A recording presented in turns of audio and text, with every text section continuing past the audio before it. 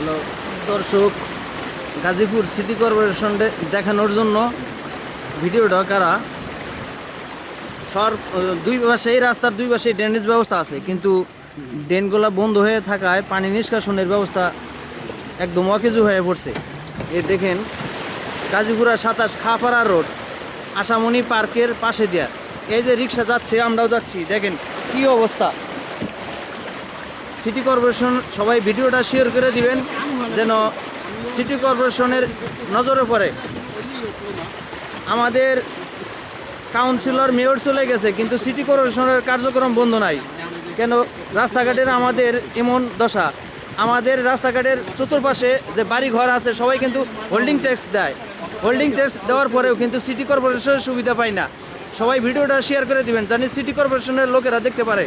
দেখেন আমাদের অবস্থা, এই যে আমরা যাচ্ছি, ঠিক আছে, পানির ভিতর যায়। দেখেন অফিসে যাচ্ছি, অফিসের কাজে। দেখেন রিক্সার কত পর্যন্ত পানি। এই দেখেন এই দিকে ঘরের ভিতর পানি উঠে যায়। দোকানপাট, রাস্তাঘাট, ঠিক আছে, সবাই অশান্তিতে আছে। সবাই একটু ভিডিওটা শেয়ার করে দিবেন। এই যে আশামণি পার্ক, গাজীপুরা 27 খাপাড়া রোড।